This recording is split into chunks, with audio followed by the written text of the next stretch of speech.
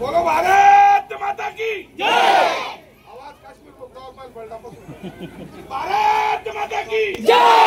जय जवान जय किसान। सर्वप्रथम महाराष्ट्राचे कुलभूषण छत्रपती शिवाजी महाराज, आरक्षणाचे जनक, संविधान जनक, परमपूज्य विश्ववंदनीय डॉक्टर बाबासाहेब आंबेडकर, महात्मा ज्योती, महात्मा क्रांती, महात्मा ज्योतिबा फुले, वीर एकलव्य भगवान, माता शबरी, माता रमाई, माता भीमाई, माता गौतमी, माता प्रजापती, माता जिजाऊ, माता सावित्रीबाई फुले यांच्या त्यागाला प्रथम पंचांग प्रणाम करतो। आज आपल्या गावाचे सुपुत्र, या भडगाव तालुक्याचे आणि या कोरे गावाचे सुपुत्र यांचा पुनर्जन्म झाला म्हणून जोरदार टाळ्या वाजा। त्यांच्या याच्यातनं सर्वांची सर्वच कहाणी सांगितली। 5-10 मिनिटांसाठी फक्त बसून घ्या, सर्वजण इथे वक्तव्य करू शकता। पण मी 20 वर्ष देश सेवा केली की सैन्यावर आणि त्याच्या परिवारावर काय काय प्रसंग येतात मी फक्त 15-20 मिनिटात तुमच्या समोर मांडणार आहे। आज आनंदा सरांनी कोरा पीएमई, आनंदा सरांचं जे डिपार्टमेंट होतं त्या डिपार्टमेंटचं काम या भारतीय दल सेनेजवळ जेवढे बी हत्यार, गन, गाडी जे पण असेल त्याची सुधारणा करणे म्हणजे टेक्निकल विभाग। आज हा आदर्श पुरुष, जवळ आदिवासी माणूस आज 20 वर्ष या भारत मातेची सेवा करून आला। आपल्याला गर्व झाला पाहिजे की आपला हा आदिवासी माणूस त्या दिल्ली पासून त्या गल्लीपर्यंत झेंडा लावून आला म्हणून टाळ्या थांबल्या नको पाहिजे।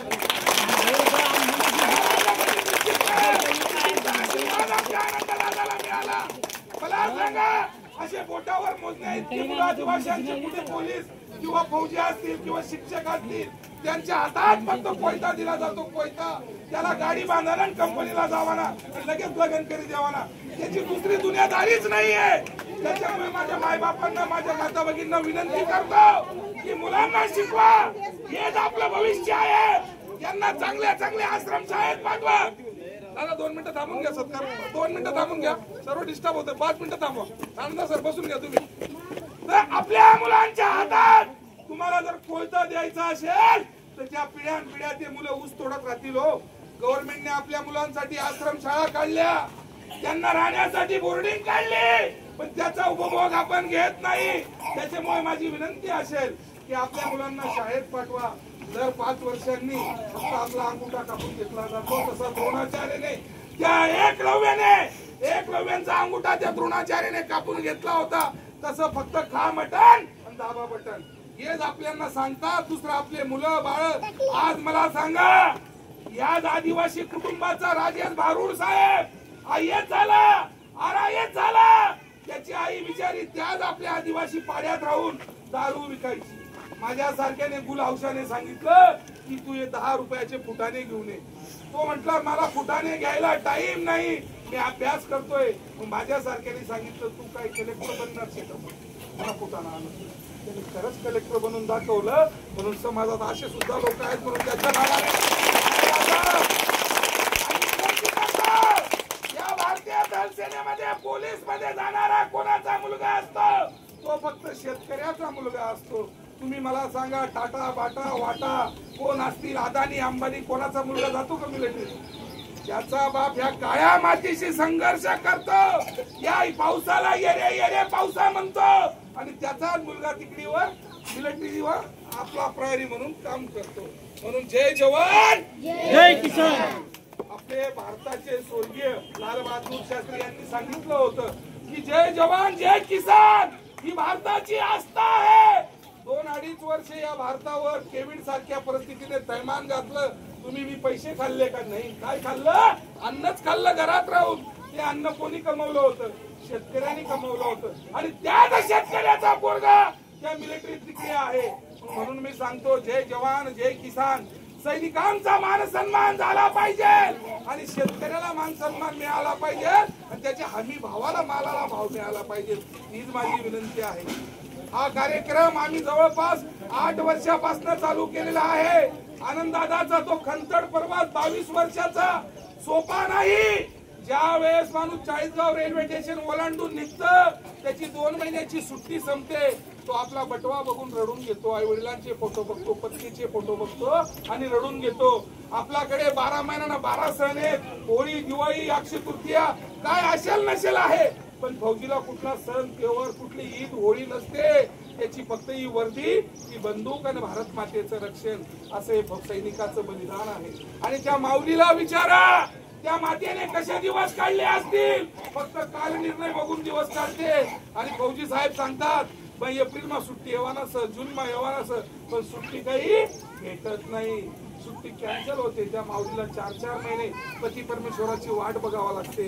तेव्हा तो माऊलीला कधीतरी तिच्या तुळशीला पाणी टाकण्याचं, गणपती पाण्यात टाकण्याचं तिच्या कामी येतं. आणि तेव्हा फौजी साहेब वर्षातनं फक्त 90 दिवस सुट्टी येतो आणि 10 महिने तर 9 महिने आपले ड्युटी. असा सैनिकाचा खंतर प्रवास. तुम्ही मला सांगा, तुमचा मुलगा किंवा मुलगी डिव्हिजनला गेली, 15 मिनिटं लेट झाली तरी तुम्ही सैरा वैरा बघतात. आज ती मातेचा 18 वर्षाचा जवान, त्या मातेला आज त्यांचे आई वडील मंचावर आहेत. मी सांगतो की आनंददादा सारखा श्रीमंत माणूस कोणी नाही. कारण फौजी जेव्हा ड्युटीवर असतो ना, माझे वडील वारले, मी काश्मीरला होतो, 2.5 दिवस वडिलांची डेड बॉडी पेटीत ठेवली आणि मला फक्त 5 मिनिटासाठी वडील भेटले, लगेच अंत्यविधी झाला 3ऱ्या दिवशी. आनंददादा खूप श्रीमंत माणूस आहे, कारण आई वडील त्यांच्या कार्यक्रमाला मंचावर आहे.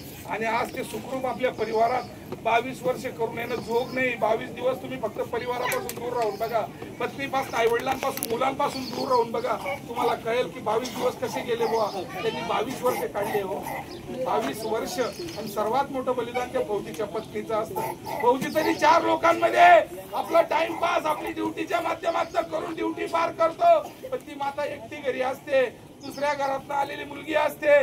कुठे कुठे फौजीला मुली सुद्धा देत नाही, म्हणतात त्या फौजीला खरं नाही, आम्ही पूर्ण काय होईल. त्या आई वडिलांना, त्यांच्या सासू सासऱ्यांना वंदन करतो की पवार कुटुंब पाटोंदा यांनाही वंदन करतो की त्यांनी छातीवर दगड ठेवून आनंददादांना मुलगी दिली आणि ताई त्यांच्या मागे खंबीरपणे उभी राहिली. आणि 22 वर्ष आनंददादा आज आपल्या मिसळून पुनर्जन्म बघताय. आणि त्या मातेला फौजी ड्युटीवर गेल्यावर सद्गुण संपन्न राहावं लागतं.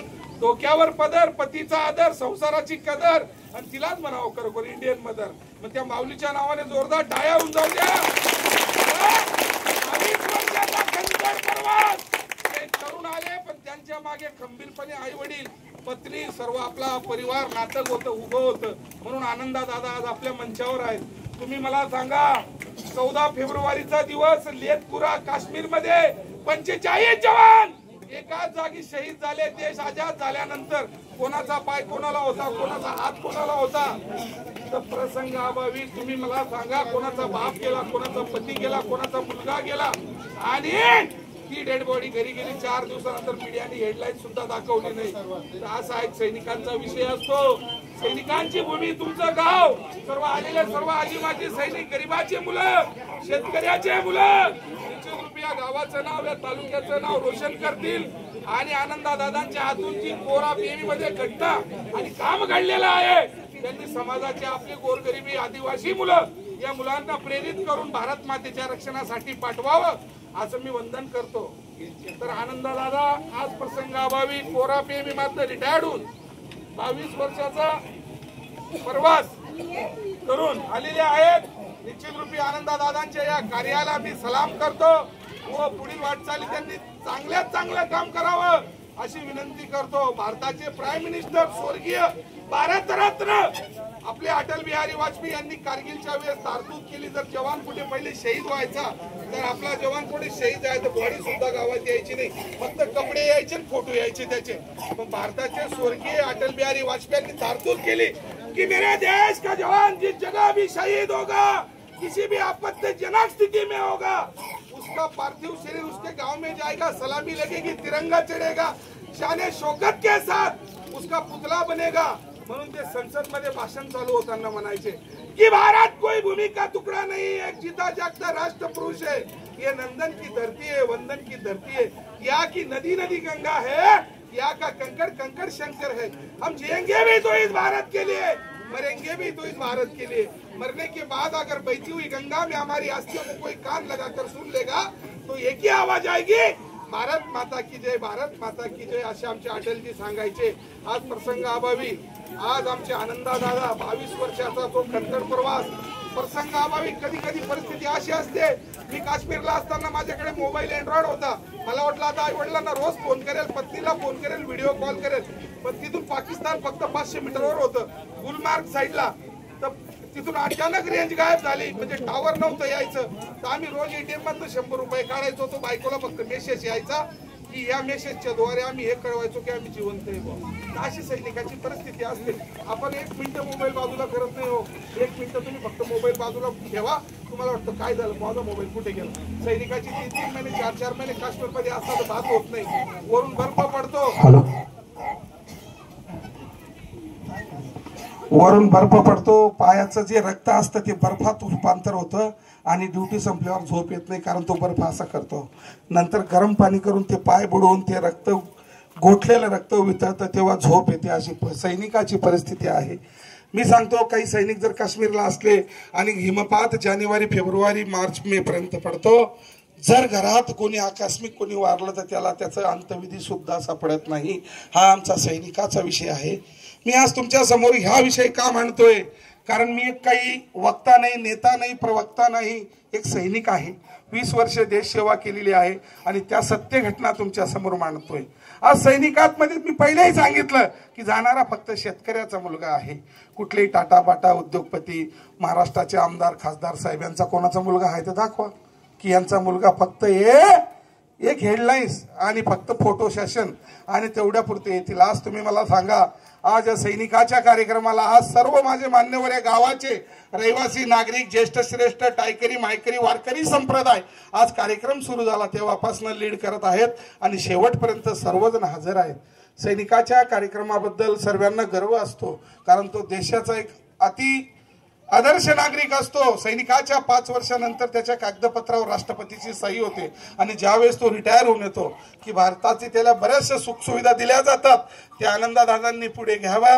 आपले आदर्श गाव बराचसा मोठा परिसर आहे, इथे अकॅडमी जरी चालू केली तर गरीबाची मुलं त्या अकॅडमीत घडतील, त्यांना नॉलेज मिळेल की भारतीय सेनेत जाण्यासाठी मला कसं काय करावे लागेल. फक्त आपल्या मुलांना गुरु गायडन्स भेटत नाही, नाही तर खानदेशची मुलं इतके प्रभावशाली आहेत की जिथे लात मारतील तिथे पाणी काढतील एवढं ते जरूर बाळगतात, पण त्या मुलांना पाहिजे तसं गायडन्स भेटत नाही. आज तुम्ही मला सांगा, बिहारचा निकाल लागला आत्ताच की बिहारचे 1100 मुलं कलेक्टर झाले, 1500 पैकी फक्त 300 मुलं 400 मुलं बाहेरचे झाले. आज त्या लोकांच्या गावामध्ये लाईट नाही हो, 50 रुपयासाठी सुद्धा कधी कधी तिथे मर्डर होऊन जातं. इतकी बेकार परिस्थिती त्या बिहारची आहे. फक्त त्या मुलांना गायडन्स चांगलं लाभतं म्हणून ते मुलं बनतात. तर निश्चित रूपी आज माझ्या बोलण्याचा हेतू की तुम्ही मला सांगा, 45 जवान त्या पुलवामा मध्ये शहीद झाले. शहीद झाल्यानंतर फक्त या भारताच्या मीडियाने 4 दिवस हेडलाईन्स दाखवली की इनका बलिदान व्यर्थ नाही जाएगा. त्यांचं बलिदान व्यर्थ तर जाणार नाही, पण कोणाचा बाप गेला, मुलगा गेला, पती गेला, भाऊ गेला, कोणाचा मित्र गेला, तो वापस नाही आला. कोणाचे हात कोणाला होते, कोणाचे पाय कोणाला होते, हे आमच्या सैनिकांचा विषय आहे. आणि सैनिक हा निष्ठावंत असतो, कर्तृत्ववान असतो, बलवान असतो, सिलवान असतो, खोटं बोलत नाही, दुसऱ्यावर झालेला अत्याचार तो पाहू शकत नाही. म्हणून सैनिकाच्या जीवनावर एक छोटंसं उदाहरण आणि दृष्टांत सांगतो. एक आदर्श गाव असतं, त्या गावामध्ये खूप सुख शांती नांदत असते ना अचानक मेचा महिना असतो आणि त्या गावाच्या बाजूला एक फार मोठं पिंपळाचं झाड असतं आणि त्या झाडावर 5 कावळ्यांनी एक चिमणी राहत असते आणि मेच्या महिन्यात त्या गावाला आग लागते आणि जनजीवन अस्ताव्यस्त होतं. आता ते 5 कावळ्यांनी चिमणी विचार करते, ती आपल्याला या गावातनं दाना पाणी भेटायचं, उदयनिर्वाह व्हायचा, आता माझं पुढे काय होईल, आमचं काय होईल. पण ती चिवताई विचार करते, असो जे किस्मत मध्ये असेल ते होणार. तरी ती चिवताई एक छोटासा प्राणी आपल्या चोचेमध्ये पाण्याचा थेंब घेते, त्या आगीवर टाकते, पाण्याचा थेंब घेते, आगीवर टाकते आणि ती 5 कावळे तिला असतात की चिवताई की तुझ्या एका थेंबाने ही आग विझणार नाही.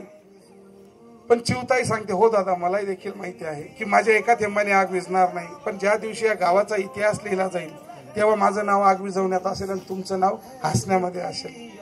म्हणजे छोटासा प्रसंग सांगण्याचं काम सैनिक जेही काम करतो ते कधी कोणाला दाखवत नाही, निष्ठावंत होऊन शिलवान होऊन करतो. आज सर्व आयोजकांनी, आजी माझी सैनिक निंबोरा, आमच्या लहान भाऊची सासरवाडी देखील निंबोऱ्याचीच आहे, आमचे संभाजी मोरे ते आमचे भावाचे सासरे आहेत. तर राहिला विषय नातेगोत्याचं गाव, पण सैनिकाला नातेगोत्याची किंवा भाऊबंदकीची गरज नसते. त्याचं जिथं गेलं तिथं नातं असतं आणि माणुसकीचा धर्म बाळगणारा प्राणी असतो. तर मी आनंददादांना, ताईसाहेबांना विनंती करेल की आपल्या ह्या ग्रामीण भागाकडे लक्ष देऊन गरिबाची मुलं कसे भरती होतील आपला अनुभव द्यावा. कारण आपण एक चांगल्या डिपार्टमेंटमध्ये होते आणि आलेले सर्व आजी माजी सैनिक, सर्व मित्रमंडळी यांच्या वतीने मी दादांना शुभेच्छा देतो. त्रिदल सैनिक सेवा संघ महाराष्ट्र राज्य, जय जवान ग्रुप महाराष्ट्र राज्य, खानदेश रक्षक ग्रुप महाराष्ट्र राज्य, वीर भगतसिंग कॅरियर अकॅडमी महाराष्ट्र राज्य यांच्या वतीने मी आनंददादांना पुढील वाटचालीच्या शुभेच्छा देतो. माझे वेडेवाकडे शब्द तुम्ही ऐकून घेतलेत, एवढा वेळ शांततेचा आशीर्वाद माझ्या डोक्यावर ठेवला. मी सदैव निंबोरा गावाचा तरुणी राहील आणि पुनश्च या गावामध्ये कधी कार्यक्रम असला आम्हाला आदेश करा, निश्चित रूपे तुमच्या आदेशाचं पालन करून कार्यक्रमाला येऊ. थांबतो. जय हिंद, जय महाराष्ट्र. आभारी आहोत.